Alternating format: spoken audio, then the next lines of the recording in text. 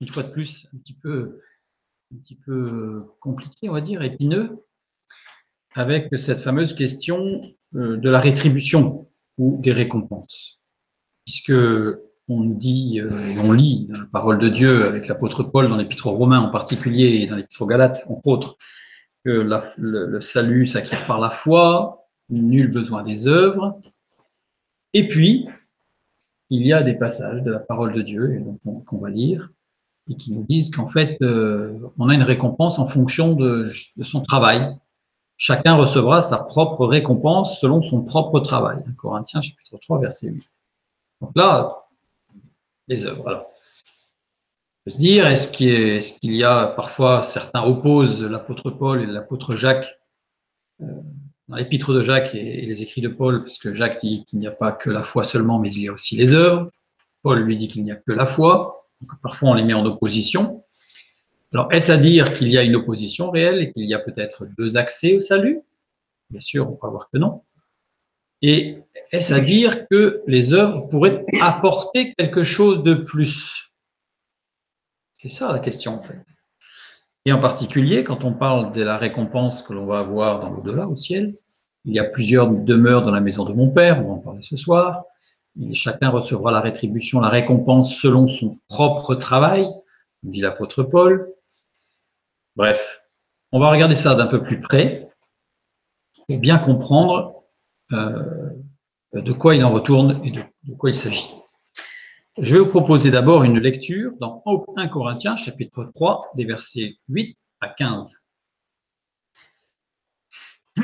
Celui qui plante et celui qui arrose sont égaux, et chacun recevra sa propre récompense selon son propre travail, car nous sommes ouvriers avec Dieu. Vous êtes le champ de Dieu, l'édifice de Dieu. Selon la grâce de Dieu qui m'a été donnée, j'ai posé le fondement comme un sage architecte, et un autre bâtit dessus.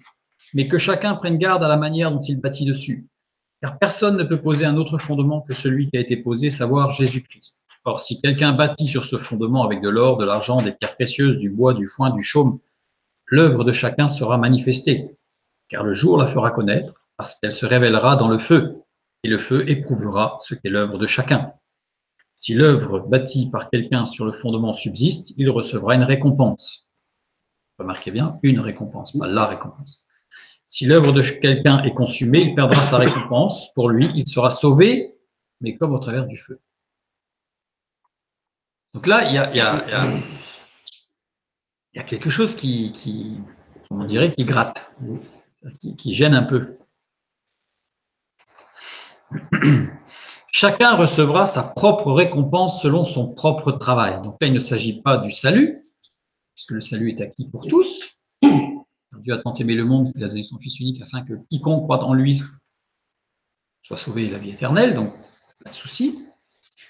Et le feu éprouvera ce qu'est l'œuvre de chacun. Donc on voit bien que, ok, la foi c'est la clé, mais il y a autre chose. Il y a autre chose. Je mets en rouge son propre travail, l'œuvre de chacun, l'œuvre bâtie, l'œuvre de chacun encore, si l'œuvre de quelqu'un. Donc on voit que dans ce passage, l'œuvre, les œuvres ont un poids important dans la phrase. Mais le salut n'est-il pas obtenu par grâce? Bien sûr. Romains 3, 28, nous lisons « Car nous pensons que l'homme est justifié par la foi sans les œuvres de la loi. » La chose est claire. Galates 3, 26, comme j'ai dit tout à l'heure, les deux épîtres. « Car vous êtes tous fils de Dieu par la foi en Jésus-Christ. » Par la foi, vous êtes tous fils de Dieu, co-héritiers de Christ. Pas de souci, là, l'apôtre Paul est clair, pas d'ambiguïté. Par contre, si je lis Jacques chapitre 2, versets 20 à 24, là, ça devient plus compliqué. Veux-tu savoir, ô homme vain, que la foi sans les œuvres est inutile? Abraham, notre père, ne fut-il pas justifié par les œuvres lorsqu'il offrit son fils Isaac sur l'autel? Tu vois que la foi agissait avec ses œuvres et que par les œuvres, la foi fut rendue parfaite. Par les œuvres, la foi fut rendue parfaite. Ainsi s'accomplit ce que dit l'Écriture. Abraham crut à Dieu et cela lui fut imputé à justice.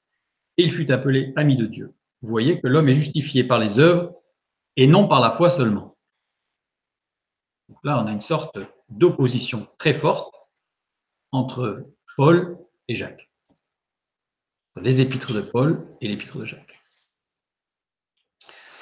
Alors évidemment, maintenant, notre sujet ce soir, ça va être de creuser la question de près, voire de très près.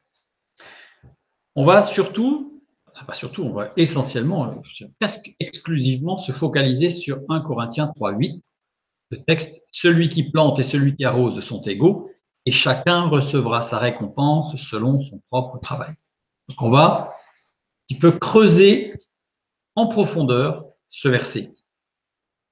Celui qui plante, celui qui arrose sont égaux. Donc on voit deux actions. Planter, arroser, c'est bien œuvrer, c'est bien travailler, faire quelque chose, agir. Sont égaux. Et pourtant, c'est la même chose. On dit celui qui plante, celui qui arrose sont à égalité. Regardez le même code couleur. Et pourtant, chacun recevra sa propre récompense selon son propre travail. Donc là, il y a déjà un paradoxe.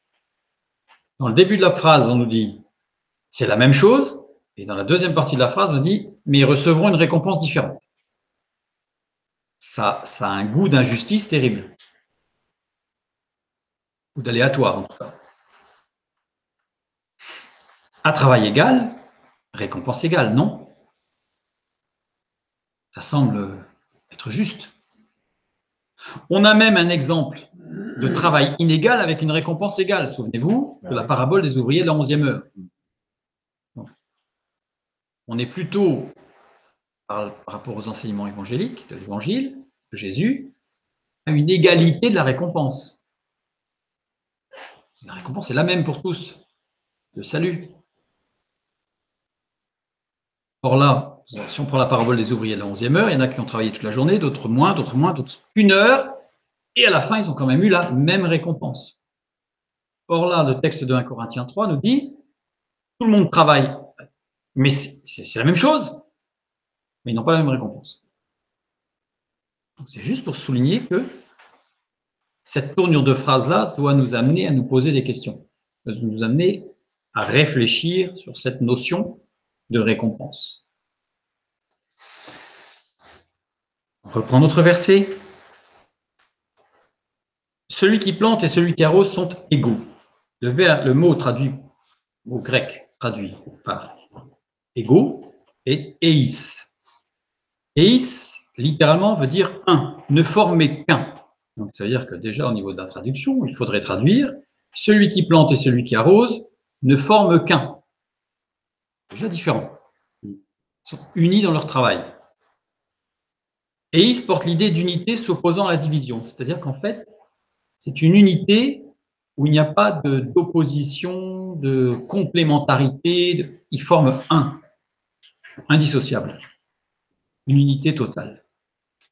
Il ne s'agit pas d'une unité formée de plusieurs parties distinctes assemblées. Ce n'est pas comme un puzzle ou un patchwork où on viendrait mettre plusieurs choses en même temps. On les coud, ça forme un, mais on voit bien en le regardant que c'est l'assemblage de plusieurs choses différentes. Là, c'est une unité indissociable dans ses parties. Forme qu'un, comme Dieu est un. L'unité décrite ne connaît aucune dissension. Et ça montre qu'il n'y a pas de tension interne. Et chacun recevra sa propre récompense. Le mot ici qui n'est pas traduit, D, c'est une particule ajoutée pour marquer une opposition à une déclaration ou une attitude précédente, une opposition forte, catégorique. Ça veut dire qu'on a bien une opposition entre ces deux propositions. On a d'un côté celui qui plante et celui qui arrose ne forment qu'un, ils sont indissociables, ils sont indiscernables dans leurs différences. Et de l'autre côté, chacun en particulier, lui tout seul, lui-même sans les autres, uniquement que lui, recevra la récompense en fonction de son travail. Donc cette petite particule insiste sur cette différence, je dirais, tranchée entre la première proposition, l'unité, l'unicité, et la deuxième proposition, l'individualité, la particularité, l'aspect, comment on pourrait dire, le mot qui emploierait, ce serait idiosyncratique, on verra tout à l'heure, mais l'idée que vraiment de l'individualité, voilà, de l'individu, lui tout seul. Il n'y a aucune ambiguïté dans l'unité des deux protagonistes dans l'action, puisque planter et arroser, c'est bien de l'action. Donc là-dessus, le texte d'origine ne fait aucune ambiguïté, il ne forme qu'un. Et aucune ambiguïté, par contre, aussi dans la différence qui est faite entre les deux pour la récompense. Le texte grec montre bien une réelle différence entre les deux parties de phrase. J'insiste parce que c'est très important. Une lecture littérale est encore plus choquante, je dirais, que notre lecture française. Français. Chacun, ekastos.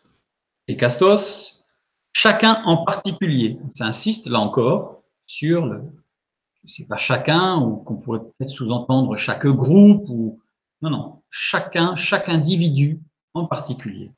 Chaque élément d'un tout.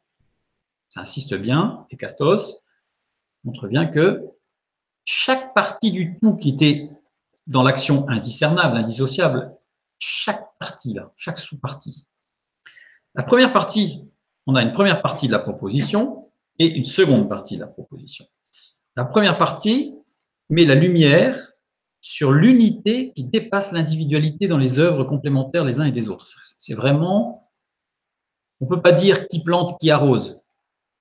Il dira l'apôtre Paul un peu plus tard dans le texte, ce qu'on va voir tout à l'heure, mais c'est Dieu qui fait croître. On ne peut pas discerner. Nous, dans notre esprit, il est clair qu'on fait la différence entre celui qui plante et celui qui arrose. Ce n'est pas la même action. Mais dans le texte, il montrait qu'il n'y a pas de différence. Il n'y a pas de différence. On en parlera un petit peu après pourquoi. Et la deuxième partie de la proposition, eh bien, la lumière est mise sur l'individualité de la récompense par rapport aux œuvres réalisées dans l'unité. Il y a vraiment quelque chose de très, très marqué dans les propos de Paul. On reprend notre texte, justement. J'ai planté, Apollos a arrosé, mais Dieu a fait croître. En sorte que ce n'est pas celui qui plante qui est quelque chose, ni celui qui arrose, mais Dieu qui fait croître. Donc l'accent est mis sur Dieu. La lumière, je dirais, est mise sur Dieu. Celui qui plante et celui qui arrose sont un, et chacun recevra sa propre récompense selon son propre travail, car nous sommes ouvriers avec Dieu. Vous êtes le champ de Dieu, l'édifice de Dieu. Ici, on a l'opposition, c'est Dieu qui fait croître. J'ai planté. J'ai planté, verbe conjugué à l'aoriste. Ça veut dire quoi? Ça veut dire qu'il insiste sur une action ponctuelle. Ce n'est pas une action à long terme, répétée sur des mois, des années. L'apôtre Paul dit, à un moment donné, j'ai fait une action, j'ai planté une graine, à un moment donné. Apollos a arrosé, lui aussi à l'aoriste, ça veut dire qu'à un moment donné, il a arrosé. Mais son action n'a pas été continue, répétée.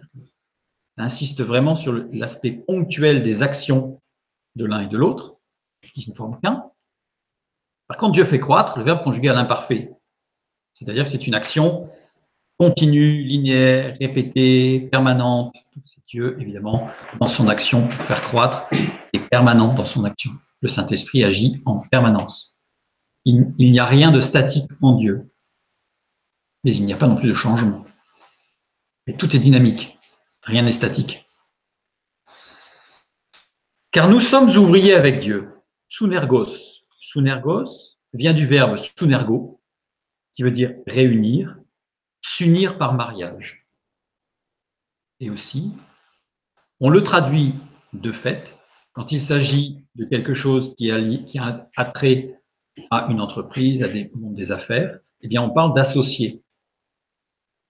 D'associés égalitaires, c'est-à-dire que tout le monde a un intérêt dans l'entreprise, et donc ils sont unis par un lien, un contrat, pas un lien de mariage, mais c'est un contrat, le contrat des associés. On va dire ça, pour les professionnels qui reconnaîtront le terme, on va dire qu'ils ont un pacte d'associés. Donc, car nous sommes associés avec Dieu. Parce que le mot ouvrier pourrait laisser sous-entendre, l'ouvrier, c'est le tâcheron, on le paye une journée, une semaine, un mois, une année, et puis il est en CDD, CDI, un jour il a une rupture de contrat, rupture conventionnelle, crise économique oblige. Pas du tout. Là, c'est associé avec Dieu. Car nous sommes associés avec Dieu. Vous êtes le champ de Dieu. Paul s'adresse à qui dans cette lettre de cet épître aux Corinthiens? Il ne s'adresse pas à des inconvertis. Il s'adresse à des chrétiens. Les chrétiens de Corinthe. Donc là, il ne s'adresse pas à des gens qui ont besoin de faire l'expérience du salut. Il s'adresse à des gens qui ont fait l'expérience du salut. Ils sont dans la marche avec Dieu. Celui qui plante et celui qui arrose sont égaux. On a vu que c'était la lumière mise sur l'unité qui dépasse l'individualité dans l'action, dans l'œuvre. Et tout ça est dans l'édification de l'Église. Il ne parle pas ici du fait de rendre témoignage, d'évangéliser, de faire des bonnes actions auprès des pauvres de la ville, du pays, du coin. Le contexte de tout l'écrit ici, Paul s'adressant à des chrétiens. Ici, celui qui plante et celui qui arrose ne forment qu'un dans cette action d'édification de l'Église.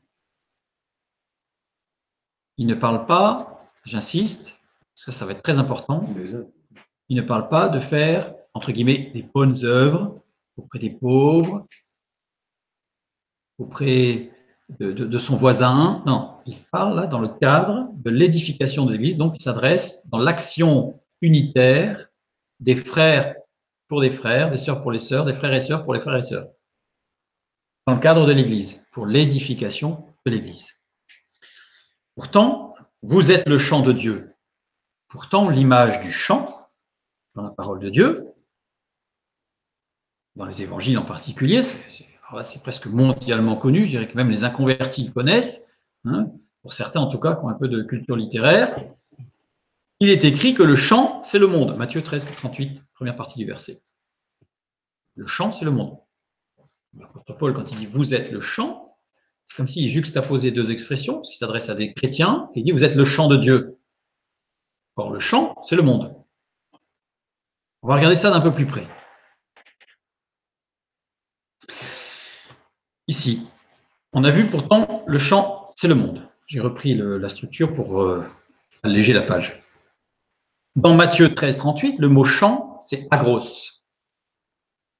Agros, mot d'emploi rare dans les papyri. Tout ce qui est les papyrus, on dit un papyrus des papyri, tous les anciens documents que nous avons de la Grèce antique, ce mot est rarement employé et il désignait une surface de terre n'appartenant pas au roi, mais qui était une propriété individuelle susceptible d'être cultivée. En fait, ça parle là d'un lopin de terre qui n'appartenait pas, et en particulier, ça c'est surtout employé ce mot dans les textes grecs égyptiens, de la période helléniste en Égypte, où le territoire appartenait au roi, parce que le roi c'était le propriétaire du pays, et chacun était dessus, il y avait une autorisation pour le cultiver. Et bien là, ce mot décrit un lopin de terre qui n'appartient pas au roi et qui était susceptible d'être cultivé. Il ne l'était pas forcément, et qui n'était pas, a priori. Parce que pour être cultivé, il fallait une autorisation. Donc, il fallait que le terrain appartienne au roi. Donc, on voit bien que ce mot agros, dans les évangiles, quand Jésus parle, quand il dit le champ, c'est le monde, ce mot correspond parfaitement, puisqu'il s'agit d'un champ qui n'appartient pas au roi. Le roi étant Dieu, évidemment, le roi des rois. Donc, cette expression correspond. Alors, quand je dis que c'est un emploi rare dans les papyri, en rapport à son emploi dans les textes grecs, le mot est très largement employé dans la Bible et dans le Nouveau Testament, bien sûr, en grec. Puisque si il est très employé par rapport au reste. Et on comprend pourquoi une fois qu'on a son sens. Et par contre, le chant de Dieu, le mot chant que l'apôtre Paul emploie quand il s'adresse aux chrétiens de Corinthe, c'est Georgion. Georgion qui est un apax. Évidemment, ce n'est pas le même mot, on s'en serait douté.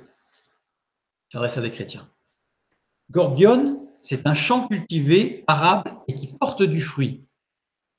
C'est même pas un champ labouré qui pourrait porter du fruit une fois qu'il va être ensemencé. Non, non. On est dans un champ, ça peut être un verger, ça peut être du blé, mais il porte déjà du fruit. Donc quand il dit vous êtes le champ de Dieu, c'est que vous portez déjà des fruits. Vous êtes cultivé par Dieu, vous portez des fruits, c'est formidable. Donc c'est pas du tout, à une première lecture comme ça, on pourrait presque dire il les fustige. Il leur dit vous êtes qu'à l'état du champ comme dans les évangiles. Absolument pas. Il s'adresse à eux en disant vous portez des fruits, c'est très très bien. Et donc c'est dans ce cadre-là que l'apôtre Paul s'adresse en disant j'ai planté, Apollos a arrosé, c'est dans le cadre de l'Église. C'est pas j'ai planté une graine pour le témoignage, pour qu'un jour quelqu'un puisse rendre aussi un témoignage et que cette personne se convertisse. Il s'adresse à des gens qui sont convertis et qui portent déjà des fruits. Donc il ne s'adresse pas non plus à des rétrogrades. On est véritablement dans une dynamique d'édification de l'Église. Matthieu 13, 8. Une autre partie tomba dans la bonne terre, elle donna du fruit. Le mot terre ici, dans la bonne terre, c'est gué. Gué, on retrouve la racine de géogion. C'est cette terre-là qui a été travaillée. Terre arable. Donc on a bien des choses différentes. On va voir la parabole du semeur pour avoir plus de détails sur cette différence. D'ailleurs, il insiste, Paul, vous êtes le géorgion, c'est-à-dire vous êtes le champ cultivé qui porte des fruits de Dieu, l'édifice de Dieu. Oikodomé. Oikodomé, c'est pas dans le bon sens, du verbe oikodoméo, alors verbe employé par la version des Septante pour le baptisement d'Ève à partir de la côte d'Adam. Très intéressant. C'est-à-dire que c'est un mot, cet édifice, qui est repris dans les Septante par des juifs hellénistes qui maîtrisaient l'hébreu biblique et le grec, et qui ont traduit l'édification, la construction de Ève en prenant la côte d'Adam.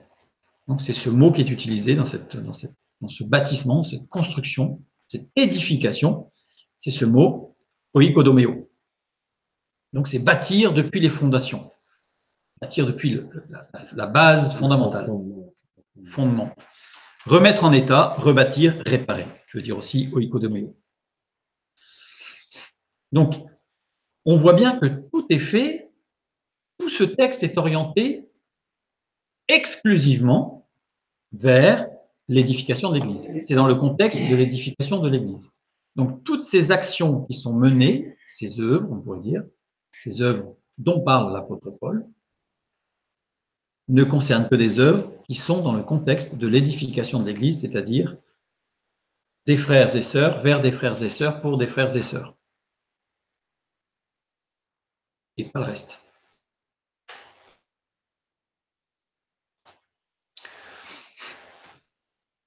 On continue, on revient sur notre verset. Donc, celui qui plante et celui qui arrose sont unis, j'ai remis en bleu parce que pour changer, pour que ce soit plus frappant, pour qu'on se souvienne bien, sont unis dans leur travail et chacun recevra sa propre récompense selon son travail. Recevra. Alors, recevoir ici, c'est le verbe lambano. Alors oui, on l'a déjà vu. Il y a combien de fois? Quel verbe important? Action de saisir ou prendre quelque chose, généralement avec la main, pour l'emmener. Donc, c'est-à-dire que là, quand on lit « chacun recevra », on a l'impression que la personne est passive. Elle est assise là, puis on lui donne quelque chose. Il n'a plus qu'à se réjouir avec ça ou pas. Absolument pas. Lambano, c'est un verbe qui montre qu'il y a une action de celui qui reçoit, mais qui prend. Donc, c'est plutôt à chacun sera offert quelque part. On offre et il saisit. Il y a une action conjointe. Donc, j'aurais plutôt traduit par s'approprier, dans ce sens-là. On voit que le mot de s'approprier, c'est qu'on fait sien. Donc, on prend et on tient fermement pour faire sien. Autre sens de lambano, se revêtir complètement, prendre comme seconde nature. Être, j'aurais traduit par être renouvelé. Être renouvelé. Il est conjugué au futur, donc c'est bien une action future qui n'est pas présente, et à la voix moyenne déponente. La voix moyenne déponente indique une action de l'Esprit de Dieu, on l'a déjà vu. La personne, ceux de l'extérieur voient une personne active, en réalité, elle est propulsée, elle est inspirée par le Saint-Esprit qui agit en elle. Donc ça, c'est la vie de l'Esprit. Donc celui qui reçoit lambano, sa propre récompense, on va arriver à la récompense. Et bien en fait, il s'approprie et il revêt quelque chose sur lui, comme une seconde nature. Verbe utilisé dans les évangiles pour imaginer la nouvelle nature qui nous habille lors de la nouvelle naissance. On revêt une nouvelle capacité. À la nouvelle naissance, ce qu'on appelle couramment la conversion, mais à la nouvelle naissance, on revêt un habit neuf, une robe blanche, pure, et donc on revêt cette nouvelle capacité de grandir avec Dieu, de pouvoir communiquer, être en communion avec Dieu. Cette nouvelle capacité, on la voit dans Hébreux chapitre 11, verset 11. C'est par la foi que Sarah elle-même, malgré son âge avancé, fut rendue capable d'avoir une postérité parce qu'elle crut à la fidélité de celui qui avait fait la promesse. Rendue capable, lambano dunamis, on y trouve lambano, c'est-à-dire ce fait qu'elle a revêtu quelque chose qui, physiquement, au niveau de sa personne, son état, était impossible. Et elle a été régénérée jusque dans ses entrailles, jusque dans sa chair. Ce n'est pas qu'une image spirituelle, il y a aussi une régénération physique. À la nouvelle naissance, il se passe des choses. Eh bien, ce mot montre bien que l'on revêt une nouvelle capacité, quelque chose de nouveau. Verbe utilisé pour décrire la transformation du corps spirituel de notre Seigneur après sa résurrection. Quand il est dit dans Acte 1,9, après avoir dit cela, il fut élevé pendant qu'ils le regardaient, et une nuée le déroba à leurs yeux. Une nuée, pour bien expliquer, néphélé employé uniquement pour désigner une expérience spirituelle de Jésus, Matthieu 17,5 et 24,30, ou pour le jour de la rencontre avec Jésus, résurrection dans 1 Thessaloniciens 4,17, nous rejoindrons sur les nuées notre Seigneur qui viendra nous chercher pour les noces de l'agneau. Terme grec utilisé dans les Septante pour la nuée qui a conduit les Israélites dans le désert. C'est pas, on dirait une nuée, un nuage. Non, non. Le terme grec employé montre bien qu'il s'agit de quelque chose de très spécifique, puisqu'il s'agit de cette nuée-là qui conduisait le peuple, et il s'agissait de ce corps spirituel que Jésus manifesta à la transfiguration, au moment où les yeux des disciples ne le voient plus, et quand nous le rejoindrons au ciel. Donc il s'agit bien de revêtir à nouveau, il y a quelque chose de sorte de quelque chose de plus, on revêt le corps spirituel. Déroba à leurs yeux, upolambano, traduit par recevoir, d'ailleurs, dans la New American Standard Bible, c'est une traduction. Et bien ici, ça a été traduit par recevoir. Alors ce verbe est traduit par recevoir. Dans ce passage-là, c'est un peu plus compliqué, puisque et une nuée le reçut à leurs yeux. Il y a un problème. Alors regardons bien, il est formé de deux mots, du mot upo, idée de soumission, de quelque chose de sous-jacent, puisqu'il a donné hypodermique, par exemple, sous la peau, hypo, et lambano. Une nuée le déroba à leurs yeux. En fait, Jésus a revêtu son corps spirituel, invisible aux yeux des disciples. Ce texte ne dit jamais qu'il est monté au ciel. Il a été transformé. On le verra dans quelques semaines, on va étudier la chose de plus près, mais voir qu'est-ce qui s'est passé exactement et comment ça se passe, cette transformation du corps physique charnel en un corps spirituel. Mais Jésus, il n'est pas dit qu'il est monté au ciel comme s'il était parti, il n'était plus là. Il est toujours présent. Il est juste dans un état où on ne le voit plus, on ne peut pas le voir avec nos yeux. Donc les disciples ne le voyaient plus, mais il était là. D'ailleurs, les passages où il est dit qu'ils étaient dans la maison et il se trouva à l'intérieur alors que la porte était fermée, il n'est jamais dit qu'il a traversé les murs. Il est simplement que leurs yeux s'ouvrirent. En fait, il était là, mais ils ne le voyaient pas. Il était là. Il est avec nous, Jésus. Il n'a pas besoin de venir, absolument pas. Ça rappelle un peu l'expérience du serviteur d'Élisée, Géasi, où Élisée dit à Dieu, mais ouvre-lui les yeux et qu'il voit. Et là, les yeux s'ouvrent et il voit l'armée de l'Éternel tout autour. Ils étaient là, mais ils ne les voyaient pas. Souvent, on a l'impression, quand on lit les textes ou quand on entend parler de ces expériences bibliques de Jésus, Il est parti et il est revenu. Jésus n'est pas parti et n'est pas revenu puisqu'il ne nous a jamais laissés. Il ne nous laisse jamais. C'est le seul qui est omniprésent. Satan n'est pas omniprésent. Dieu est omniprésent. Il est partout. Il ne nous quitte jamais. C'est juste que nos yeux ne le voient pas. Demandons la grâce de Dieu pour que nous puissions le voir avec nos yeux, notre corps spirituel déjà sous-jacent, je dirais, parce qu'il est là. Et donc cette expérience, en fait, voilà, c'est pour montrer que ce verbe lambano dit que et chacun recevra sa propre récompense. C'est lambano. Donc c'est pas tiens, je te donne quelque chose. C'est revêtir une nouvelle nature, revêtir quelque chose qui est nouveau, un nouveau principe.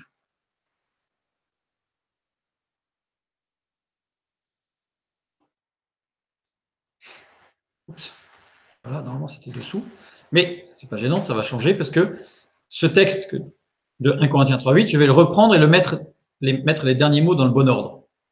Celui qui plante et celui qui arrose sont unis dans leur travail et chacun sa propre récompense revêtira. J'ai changé, plutôt que recevra, j'ai mis revêtira.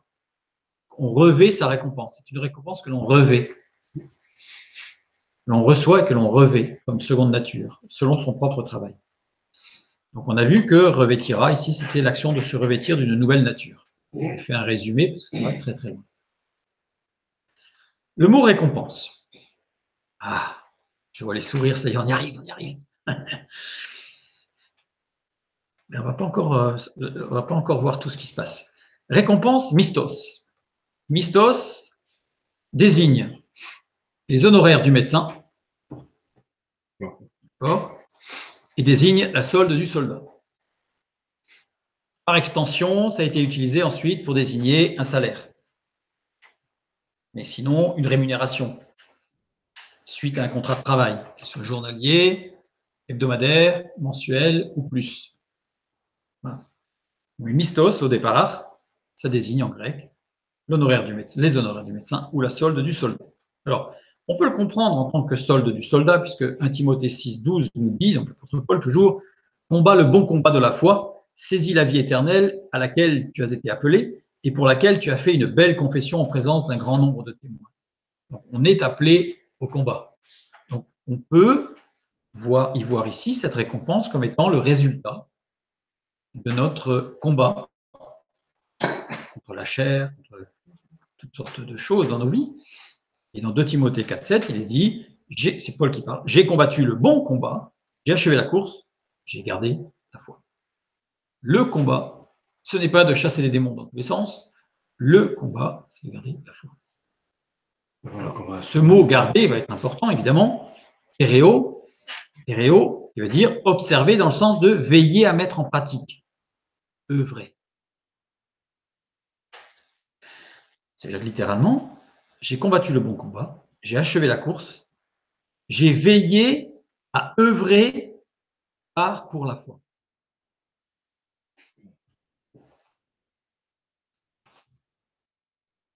Parce que garder la foi, on a l'impression que c'était ouf, il a échappé belle, il a failli perdre la foi. Paul n'a jamais failli perdre la foi.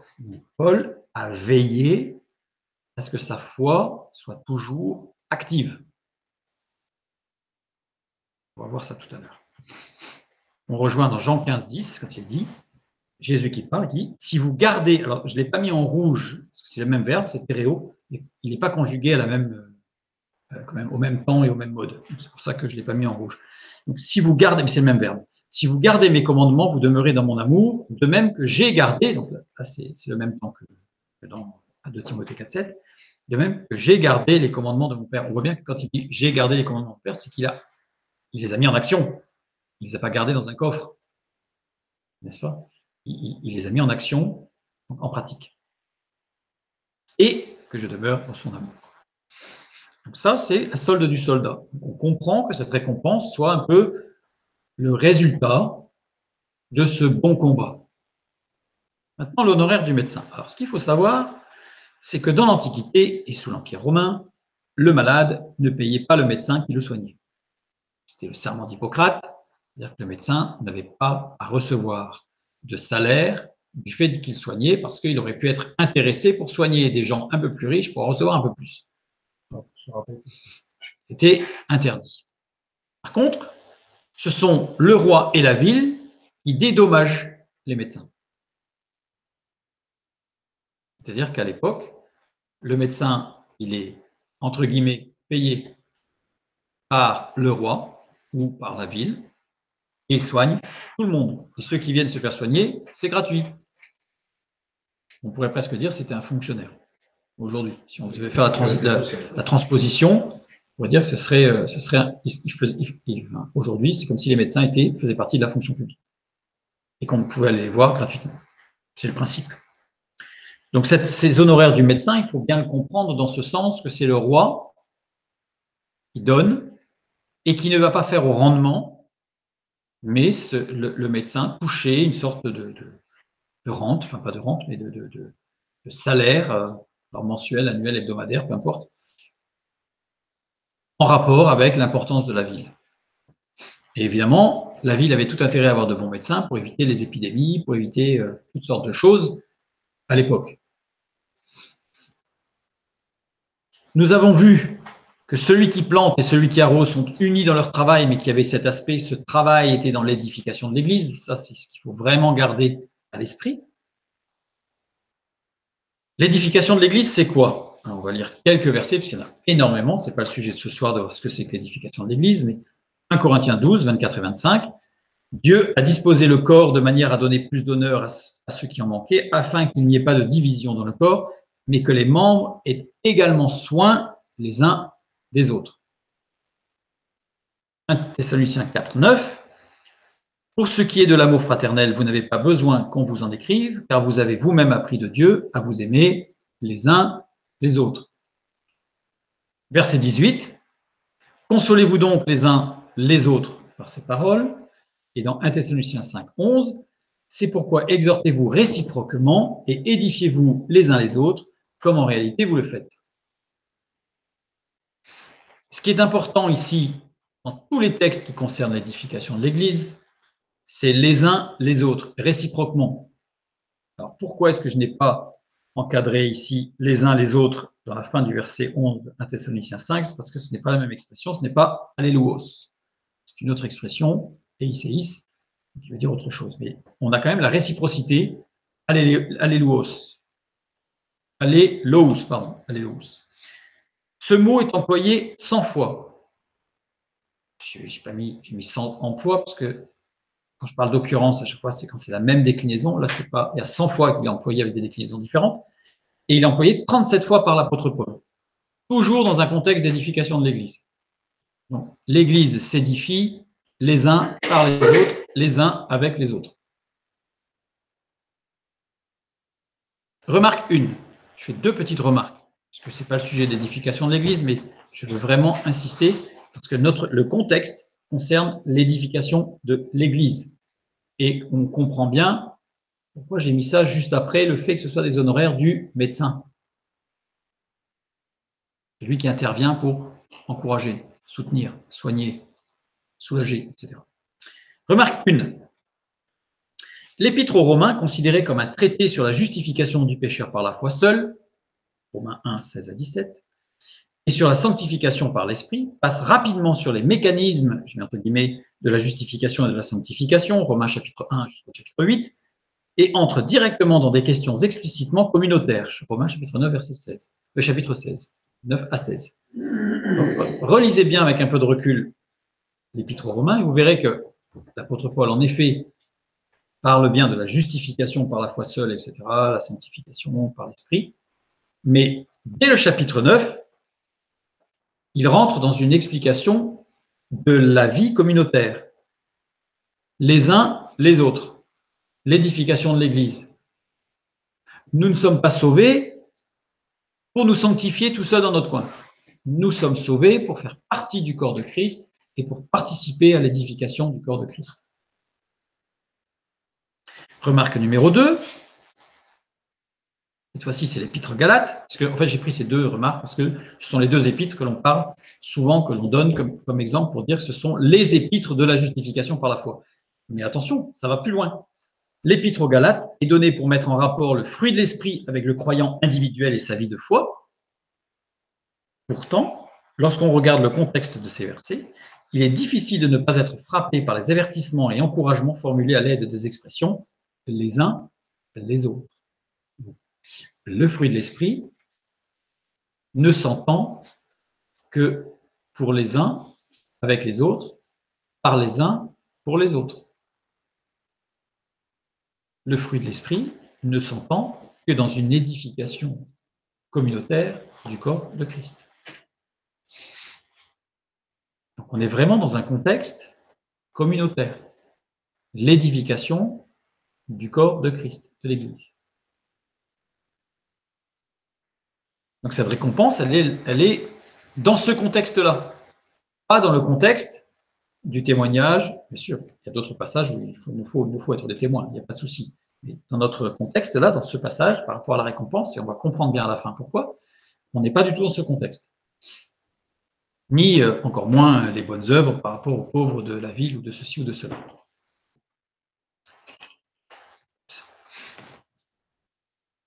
On reprend notre verset. Cette fois-ci, on rajoute quelques petites choses en bleu à chaque fois pour essayer d'en avoir un petit peu la substantifique moelle.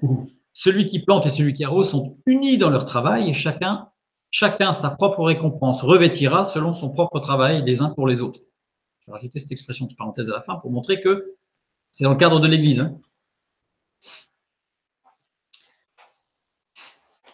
Selon son propre travail. Donc, remarquez que pour l'instant, on ne sait toujours pas ce que c'est que la récompense. Mais on va y arriver. Il faut avoir tout à l'esprit pour bien comprendre ce que c'est en profondeur que cette récompense. Selon son propre travail, selon ses kata, sens dépendant de la déclinaison du nom s'y rapportant. Ça va dépendre de la déclinaison du nom. Donc, le nom qui s'y rapporte, enfin, l'expression qui s'y rapporte, c'est ton idion kopon, qui est à l'accusatif. Donc, ça veut dire que kata désigne un mouvement du haut vers le bas. Donc, quelque chose qui vient d'en haut, qui va vers le bas. Désigne la totalité et chaque partie formant la totalité. Alors, on pourrait dire l'ensemble des actions et chacune de celles-ci. L'ensemble des actions dans l'ensemble et chacune en particulier. Donc on a plus que chacune, c'est l'ensemble et chacune en particulier. Kopon. Kopon, c'est ce qui a été traduit par travail, désigne la douleur de la maladie, la fatigue physique ou morale. Et kopon est l'équivalent du mot kopetos, qui désigne un battement de la poitrine dans le chagrin. Et on a l'expression il se frappait la poitrine dans l'Ancien Testament, c'est-à-dire souvent en signe de deuil, de la perte d'un être cher ou de deuil, de grande souffrance en tout cas morale. Tristesse. Donc littéralement, on n'a pas vraiment la notion du travail, si ce n'est que il a aussi ce sens du travail intense uni avec le trouble, c'est-à-dire que ce n'est pas le fait de travailler dur dans cette phrase, c'est le fait d'œuvrer, travailler, d'œuvrer dans le trouble. Qu'est-ce que c'est le trouble? L'incompréhension, l'interrogation, la résistance. J'imagine que ça vous est déjà arrivé. Vous travaillez à l'œuvre de Dieu pour l'édification de l'Église, dans votre famille, pour vos enfants, votre époux, votre épouse, des frères et sœurs, qui vous ne comprenez pas. Vous travaillez, puis on a l'impression qu'on s'embourbe, ça avance pas, c'est compliqué. Puis d'autres fois, on s'interroge. Mais est-ce que ça sert à quelque chose? Puis d'autres fois, il y a une telle résistance. Je dis, mais c'est quand même pas possible. Il y a quelque chose qui ne va pas. Je clame que j'ai un Dieu tout-puissant, et ça bloque de partout. Et plus je m'engage dans les voies de Dieu, et plus je sens que c'est difficile. Alors attention, je fais une petite parenthèse, il faut aussi réfléchir par rapport à la résistance, il faut être sage parfois dans certains domaines, dans certaines de nos actions. Mais en tout cas, même poussé par l'Esprit, où Dieu nous invite, même ça peut être individuel, ça peut être au sein d'une église complète, un groupe de jeunes qui s'engagent dans des actions pour le Seigneur, pour Dieu dans le cadre de l'église, et puis on est troublé, on ne comprend pas ce qui se passe. C'est dans ce cadre-là, ce travail-là. Ce n'est pas le fait de s'échiner à travailler pour faire des bonnes œuvres, pour construire quelque chose.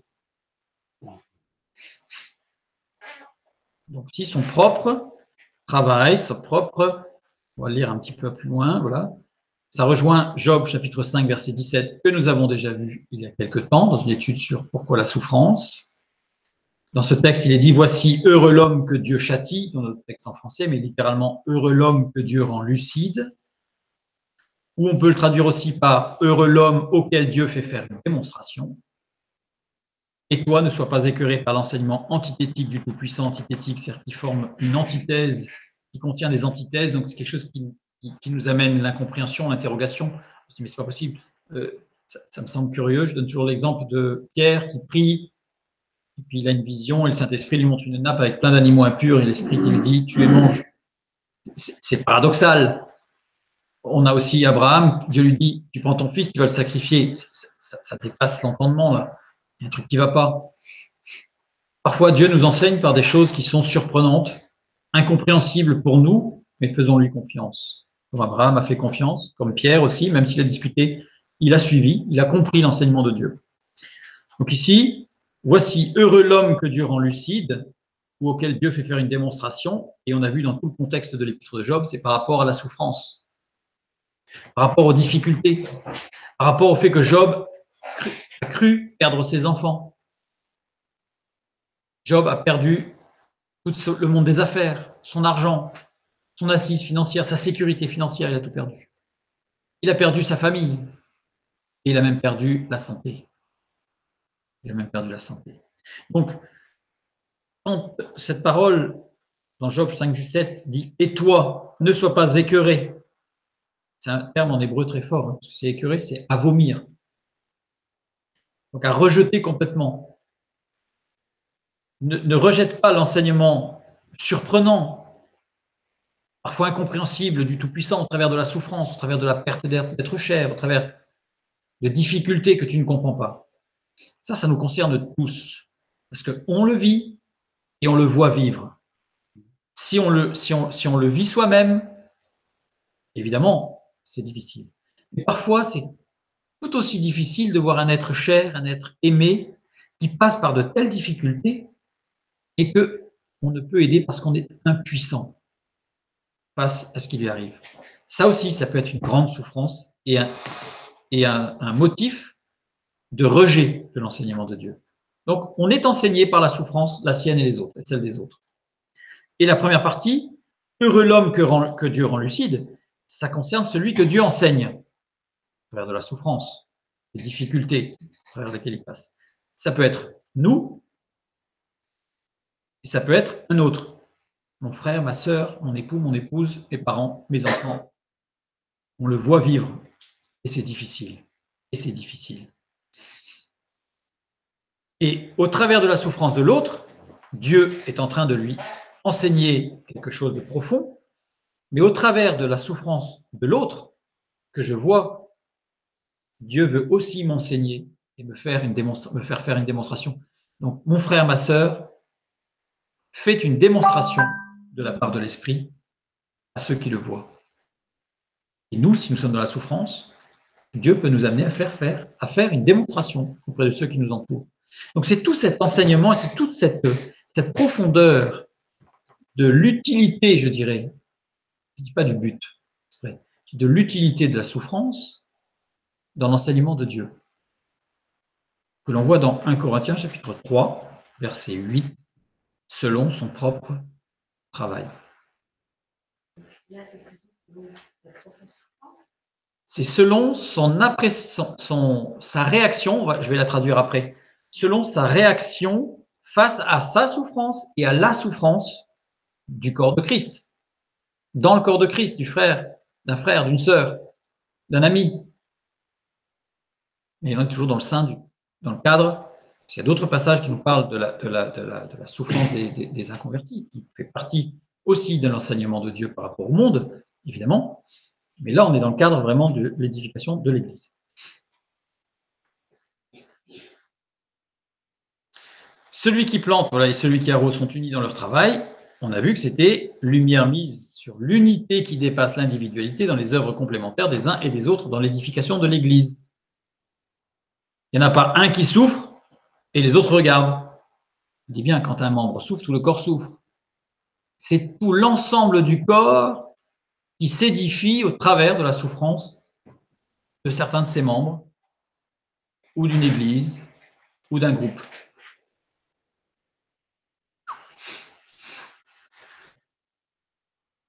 On va aller chercher, on va aller dans le livre, dans l'épître de Jacques maintenant, et après on va revenir sur l'épître aux Corinthiens.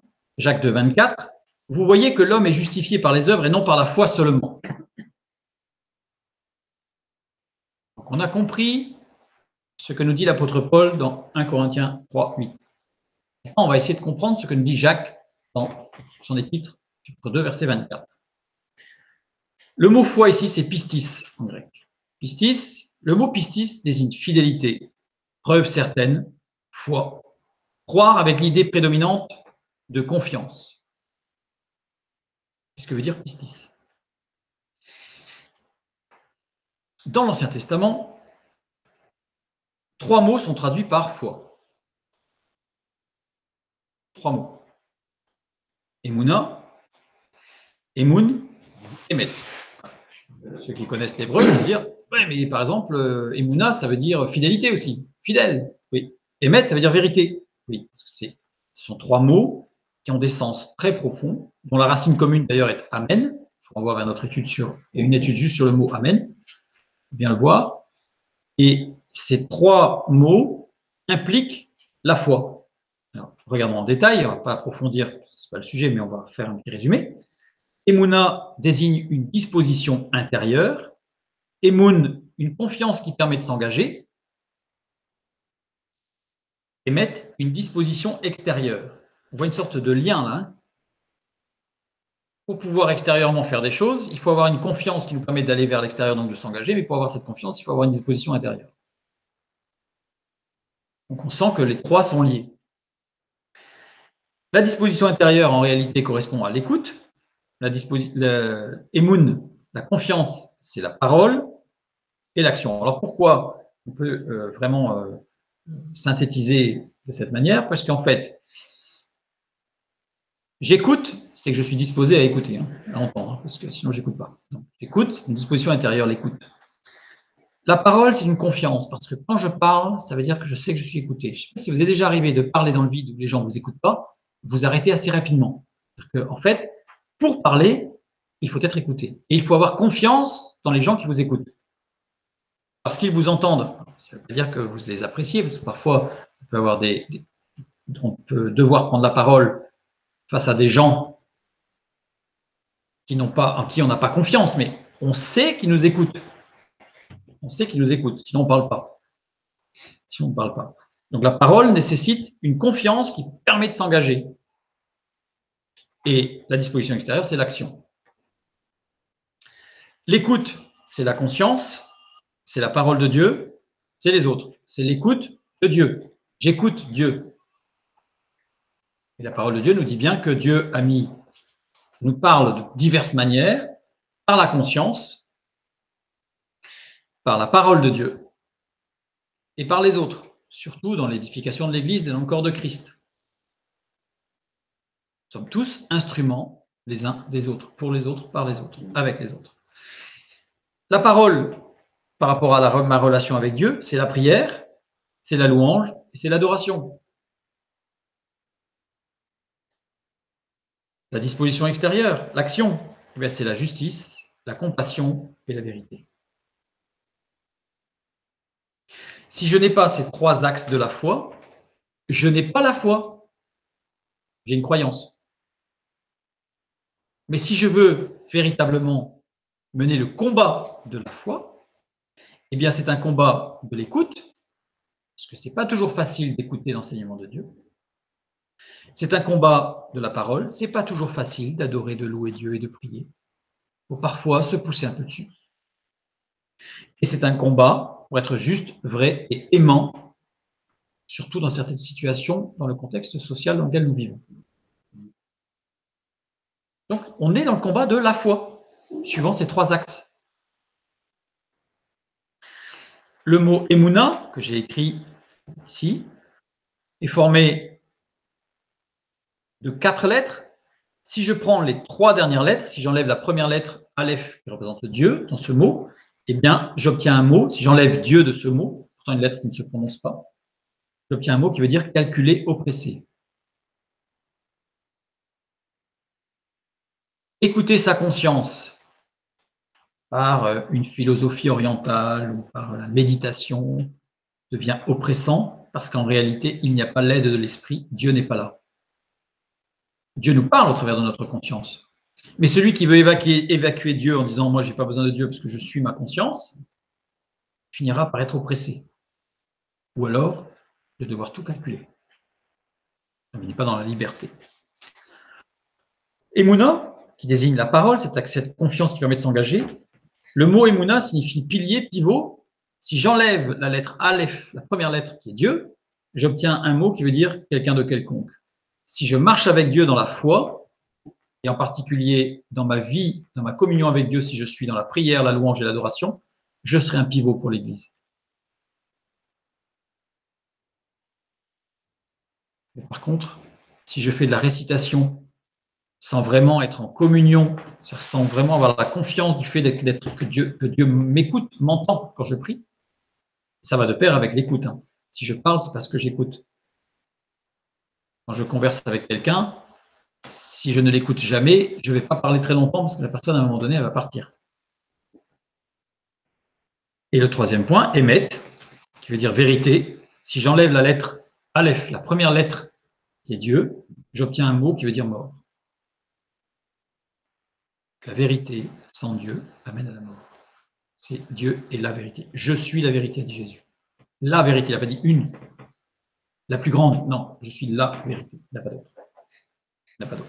Remarquez que ces 3 dispositions, là je viens d'en parler par rapport à notre relation de foi en Dieu, mais elle décrit aussi les 3 dispositions de toute relation vraie avec quelqu'un.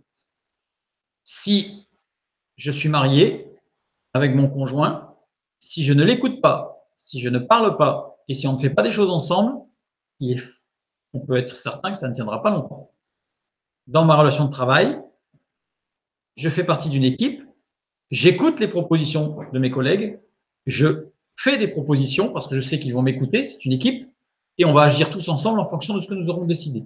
Donc en fait, on a vraiment les 3 axes de toute relation dans la communication et dans la communion, et en particulier, évidemment, dans ma communion avec Dieu.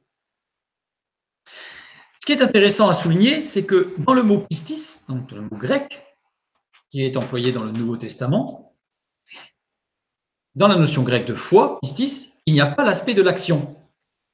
Le mot grec n'est pas porteur de la notion de l'action.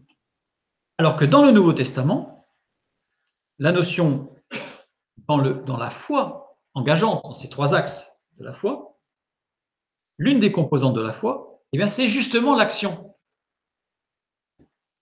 Et c'est pour ça que Jacques dit, vous voyez que l'homme est justifié par les œuvres et non par la pistis seulement. Parce que pistis en grec, il n'y a pas d'action. Donc, s'il me manque dans ma foi biblique, s'il me manque l'axe de l'action, je ne fais pas preuve de foi. Je ne manifeste pas la foi, je manifeste une croyance, c'est-à-dire une religion, mais pas une relation avec Dieu. L'un des filtres pour soi, pour savoir si je commence à devenir religieux ou si je suis en réelle relation avec Dieu, c'est de voir, est-ce que j'écoute la parole de Dieu? Pour l'écouter, il faut la lire déjà, parce que quand on dit Dieu ne me parle pas, si on tient la Bible fermée, c'est comme si on mettait un scotch sur la bouche de Dieu, on dit il ne parle pas. Ouvrons la Bible et il nous parlera. Dans ma relation avec Dieu, j'écoute, je parle, j'agis en fonction de la parole de Dieu et ce que je me suis engagé à faire. Si je ne fais qu'écouter et parler, si je n'agis pas, je ne suis pas dans une relation de communion avec Dieu, je suis dans une religion avec Dieu. Ainsi de suite. Vous pouvez faire 2 sur 3 à chaque fois. Et je donne toujours l'exemple du trépied. Si vous prenez un tabouret à 3 pieds, c'est stable. Si vous enlevez un pied, c'est déjà beaucoup moins stable. Donc ici, Jacques, vous voyez que l'homme est justifié par les œuvres et non pas par la pistis seulement, par cette foi grecque. Et d'ailleurs, quand le mot seulement, monon veut dire seulement, mais veut dire aussi séparément. Justement, vous voyez que l'homme est justifié par les œuvres et non par la foi, la pistis, séparément des œuvres. C'est-à-dire que Jacques n'est pas en train de dire il faut les œuvres et pas la foi. Au même titre que Paul n'a pas dit il faut la foi et pas les œuvres. Mais là, Jacques, il remet un petit peu en ordre en disant attention, attention, on emploie le mot foi pistis, mais attention, il ne faut pas se séparer. Je dirais presque qu'il ne faut pas séparer ce que Dieu a uni. Il ne faut pas séparer la corde à 3 brins. Parce que la corde à 3 brins ne se rompt pas facilement. Et la corde à 3 brins, c'est aussi la base de toute relation, de toute communication et de communion. On voit bien que Jacques et Paul parlent de la même chose. Je reviens sur 1 Corinthiens 3,8. Et chacun sa propre récompense revêtira selon son propre travail. Idione. Idione, qui est privé, personnel, pour soi, dans l'intimité. C'est quelque chose de vraiment personnel. On a vu que c'était vraiment l'opposition avec l'unicité de l'action dans l'édification de l'Église, puisque tout le corps souffre quand un membre souffre, tout le corps soigne le membre souffrant ou malade. Bref, c'est quelque chose de... Il n'y en a pas un qui agit plus que l'autre, c'est le corps. Par contre, là, on est vraiment dans quelque chose d'individuel. Le mot idione, c'est un mot qui évoque la manière d'être particulière à chaque individu, qui l'amène à avoir des réactions, des comportements qui lui sont propres. Donc ça évoque une manière d'être. C'est pour ça qu'on parle de idiosyncrasie, c'est-à-dire c'est une manière propre de gérer les choses. Individualiste. Et donc c'est une manière de réagir, une manière d'être particulière. Donc, si je prends ici dans ce contexte, qui évoque la manière d'être particulière à chaque individu, qui l'amène à avoir des réactions, des comportements qui lui sont propres face à quoi? Face au mot travail qu'on a vu tout à l'heure, c'est-à-dire face au labeur, au trouble, à la souffrance, à la maladie.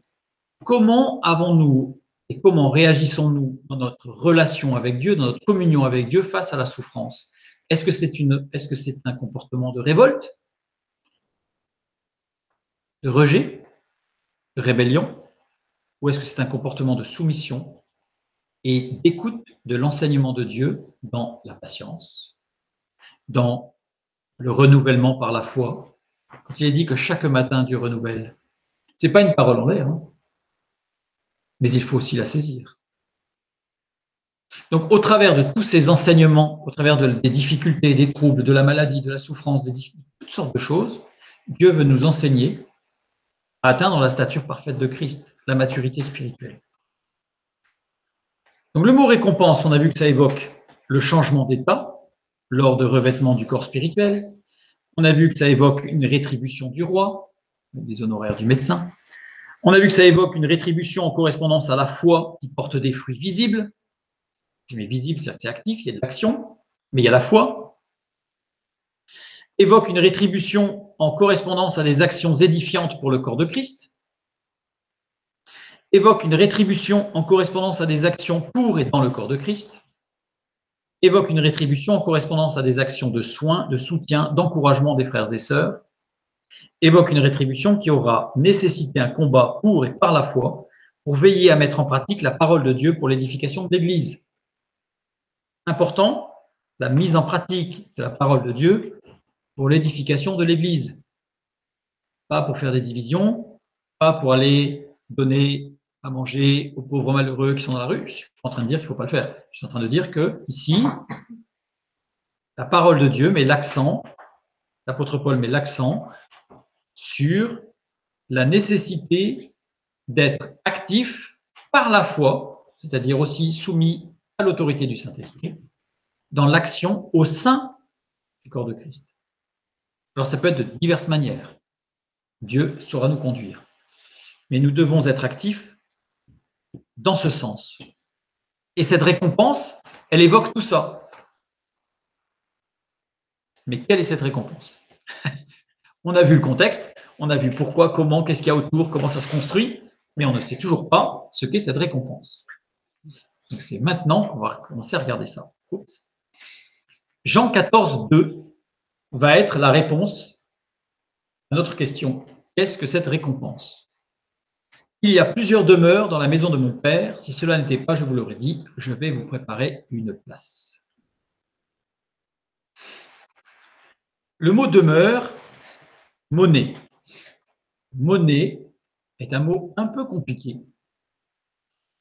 Deux occurrences, employées deux fois. La deuxième fois, je ne l'ai pas mis ici, mais c'est quand Jésus dit, pardon, moi et mon Père, nous élirons domicile, nous ferons notre demeure dans celui qui reçoit Jésus. C'est vraiment, il y a cet aspect-là, il n'y a que ces deux fois où ce mot est utilisé. C'est quelque chose de particulier. Et on va voir ce qu'il implique, ce mot. Littéralement, c'est action de s'arrêter. On va dire, c'est bizarre, parce qu'il y a plusieurs actions de s'arrêter dans la maison de mon Père. Ça va pas. Par extension, c'est par extension simplement que nous avons des traductions qui vont le traduire par auberge ou lieu de repos. Donc ici, dans nos Bibles, ça a été traduit par demeure. Mais on a des textes qui traduisent par auberge parce que action de s'arrêter, l'auberge est l'exemple même de l'action de s'arrêter. Faire une pause avant de repartir, se reposer.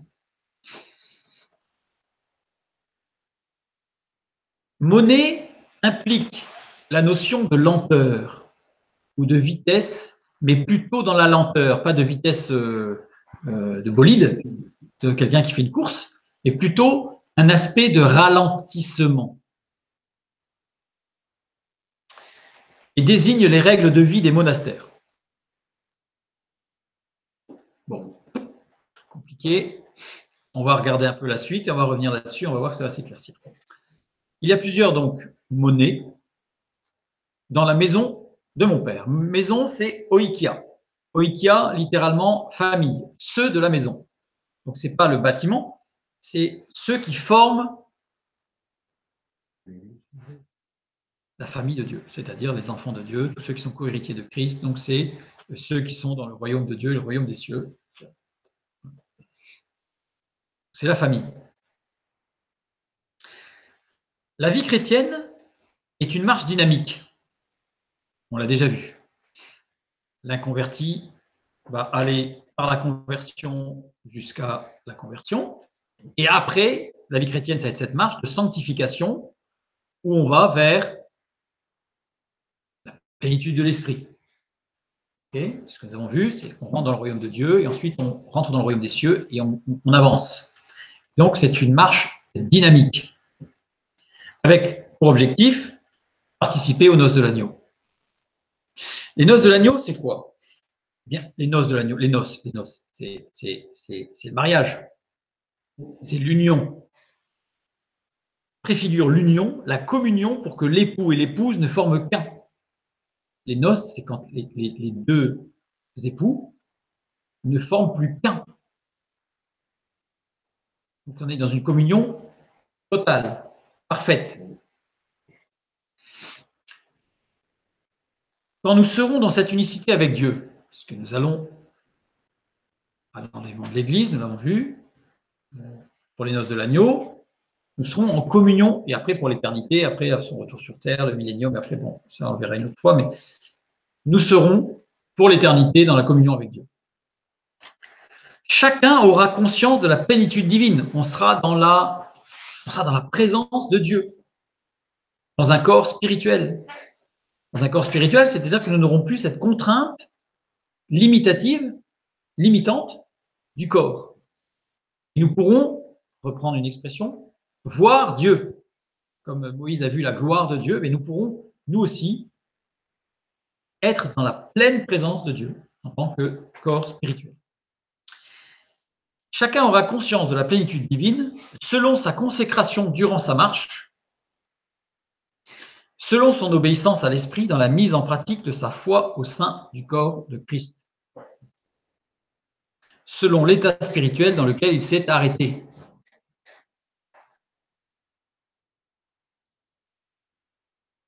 Nous sommes dans une marche dynamique. Nous pouvons, à un moment donné, décider que nous sommes fatigués. Et alors, on s'arrête. Notre consécration dans notre marche, c'est ce qui va déterminer notre lenteur. On ne peut pas aller plus vite, on peut juste ralentir, vous savez. C'est-à-dire que le Saint-Esprit nous fait marcher, on ne peut pas aller plus vite que le Saint-Esprit. Par contre, on peut ralentir la marche en fonction de notre soumission à l'enseignement biblique, à l'enseignement de l'Esprit Saint, à l'enseignement de Dieu, au sein du corps de Christ. Ça veut dire que nous aurons tous la plénitude de la présence de Dieu. Il n'y aura pas de différence. Il n'y en a pas qui seront loin et d'autres qui seront proches du trône de Dieu. Tout le monde aura accès au trône de Dieu. Mais dans cette élaboration, dans cette structuration, dans cette édification, au sein du corps de l'Église, au sein du corps de Christ, dans notre foi, écoute, parler, action. Donc cette foi de communion, de relation profonde avec Dieu. Dieu va nous amener à une pleine jouissance, connaissance de l'amour, de son amour et de sa présence. Je vais prendre un exemple. Imaginons quelqu'un qui reçoit un enseignement sur les couleurs, par exemple. Donc, on va imaginer des années d'études pour bien comprendre la différence entre le rouge carmin, le cramoisi, jusqu'au bordeaux, en passant par tous les dégradés de rouge, comment on les fait, pourquoi, comment. Donc, il a une finesse dans sa perception de la couleur rouge. Et il y en a un autre où le professeur voudrait lui apprendre cette même finesse. Mais il sèche des cours. Dans le rouge, je sais ce que c'est le rouge, c'est bon. À un moment donné, ils vont se retrouver face à une situation où celui qui aura toute la finesse du rouge, par exemple devant un tableau, j'imagine, je donne un exemple, bien sûr, qui est très limité, bien sûr, mais par rapport à la présence de Dieu, et d'un seul coup, il va percevoir toute la profondeur, toute la précision de l'artiste dans ses dégradés de rouge, parce qu'il aura connaissance de tous les détails sur ce rouge. Alors que l'autre, il verra le même tableau, il sera en présence de la même œuvre artistique profonde, mais il n'en percevra pas toute la profondeur. C'est la même chose, par exemple, dans une relation de couple. Il y a un temps dans lequel on se construit, on apprend à se connaître, il y a toute une démarche, toute une dynamique. C'est pas juste aller à la plage et chanter des cantiques, c'est bien, mais on va plus loin, on apprend à se connaître. Ce qui fait qu'à un moment donné, quand on rentre dans la communion du mariage jusqu'à la relation conjugale, on arrive à un plein épanouissement où il y a un véritable échange qui se produit, qui construit. Si on n'apprend pas tout, si on ne suit pas l'enseignement du Saint-Esprit dans tous les domaines, on sera toujours dans la même présence de Dieu, nous aurons toujours la même lumière de Dieu qui nous éclairera, mais on n'aura pas cette conscience profonde jusque dans la profondeur de l'implication dans notre être. Ça veut dire qu'en fait, tout le monde aura accès à la même chose, mais tout le monde n'aura pas la même perception des implications de ce à quoi ce à quoi il assiste devant le trône de la grâce. Voilà. J'espère que c'est pas très facile à expliquer. C'est comme quelqu'un qui maîtrise totalement la musique et qui entend une symphonie, il se dit mais quelle profondeur dans les accords, dans cette recherche de structure. Celui qui connaît un peu la musique va dire oui, c'est beau. Il profite aussi, c'est beau. Mais il n'a pas cette extase encore plus profonde face à cette œuvre si parfaite. Voilà. Donc, il n'y a pas de différence avec des gens qui habiteraient loin du trône de la grâce et d'autres qui habiteront auprès du trône de la grâce. Tout le monde sera dans la présence de Dieu, dans la même présence de Dieu. Tout le monde baignera dans la même lumière de Dieu. Tout le monde baignera dans le même amour, la même justice. Tout pareil. Mais ceux qui auront accepté l'enseignement au sein du corps de Christ, dans tout le labeur troublé, dans la maladie, la souffrance, vécue, peu importe, eh bien, tous ceux qui accepteront cette dynamique d'édification au sein du corps de Christ, eh bien, seront revêtus dans leur corps spirituel d'une perception, ils auront la même chose, mais ils auront une conscience, je dirais, perceptive, beaucoup plus fine et profonde. Donc, ils bénéficieront de plus de la profondeur, mais ce sera la même chose. Sauf qu'il y en a un qui l'appréciera plus que l'autre, qui l'appréciera. Même là, déjà, rien que dans le mot que je prends, apprécier, ça donne une connotation un peu péjorative. Alors que pas du tout. Il n'y en a pas un qui sera brimé. Un degré de perception. C'est, on va dire, un degré de perception, mais sans qu'il y ait d'aspect péjoratif. Il ne sera pas, oh, tu n'as pas été sage, toi, je t'autorise que là. C'est que dans son développement de maturité, il se sera arrêté. C'est pour ça qu'il y a plusieurs actions de s'arrêter dans la famille de mon père. Il y a plusieurs vitesses de marche. Pourtant, le Saint-Esprit, lui, il en amène une. Mais on ne peut pas aller plus vite que le Saint-Esprit. Par contre, on peut ralentir. Et désigne les règles des monastères, c'est-à-dire que règles religieuses, spirituelles aussi. Évidemment, là, c'est monastère, donc ça donne quelque chose de lugubre, mais pas forcément. C'est toute cette marche, cette dynamique que Dieu veut nous imposer, souhaite nous imposer. C'est rigolo, cette juxtaposition. En fait, ce n'est pas une dictature. Il souhaite nous imposer si on accepte. C'est le jeu de mots là. Donc voilà. Donc c'est tout cet enseignement par rapport aux demeures du Père, plusieurs demeures. Et d'ailleurs, quand Jésus dit « Je vais vous préparer une place », etoimazo désigne la coutume orientale d'envoyer des gens devant les rois en voyage pour rendre les routes praticables. C'est-à-dire que là, il vous dit « Et je vais rendre la route praticable pour que vous y arriviez ». C'est-à-dire que l'objectif, ce n'est pas que ce soit infranchissable, c'est pas un truc impossible. Non, non, tout est préparé à la mesure de chacun, en fonction des capacités de chacun que Dieu connaît parfaitement. Donc, ce n'est pas la peine de dire lui, c'est plus que moi c'est plus que lui, moi. Il n'y a pas de différence. Regardez les disciples. Lequel d'entre eux était le plus grand? Dieu a dit celui qui est comme un enfant. Celui qui accepte l'enseignement de Dieu dans la simplicité d'un enfant et qui suit. Un enfant souffre. Quand ses parents souffrent, il souffre. Quand son frère, sa sœur, ses amis, ses copains souffrent, il souffre, l'enfant. Mais il a une approche de la souffrance qui est beaucoup plus, non pas naïve dans le sens péjoratif, mais qui est beaucoup plus dans la foi. Il va en parler, et si ses parents exposent des raisons et donnent des solutions pour surpasser cette souffrance, il l'accepte.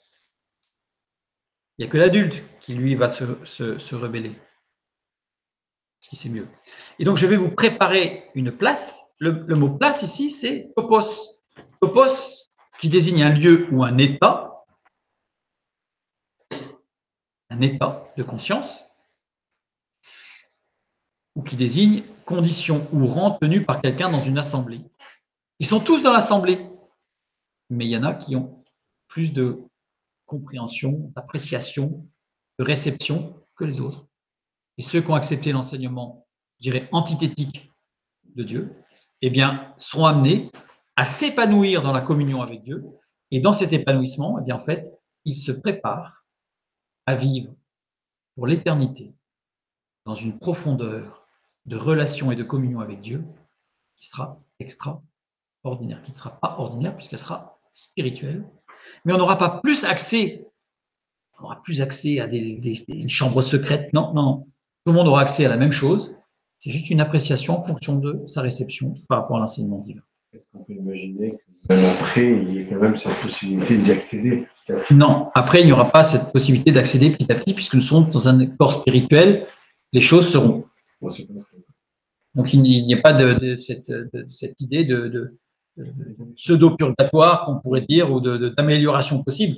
À savoir qu'après, on l'étudiera un jour, mais chacun aura une fonction, en fonction de tout ça. Il aura une fonction au service de Dieu, là-haut, très particulier. Il sera plutôt dans l'adoration et la louange. Alors, en dernière page, je ne vais pas faire une traduction de 1 Corinthiens 3,8.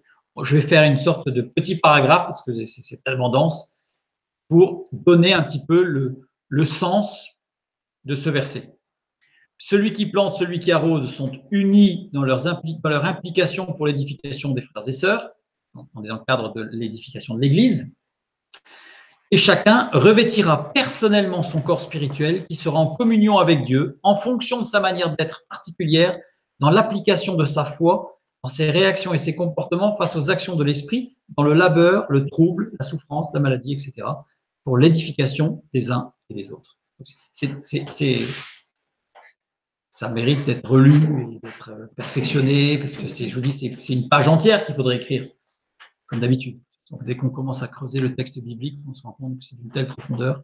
Alors, imaginez ce que ce sera quand on sera au ciel, où on aura cette pleine connaissance, on aura la parole de Dieu devant nous et on y verra toute la profondeur de chaque mot, de chaque verset. J'ai hâte. Je ne suis pas pressé d'y aller, mais ça sera quelque chose d'extraordinaire. Que Dieu vous bénisse et à bientôt.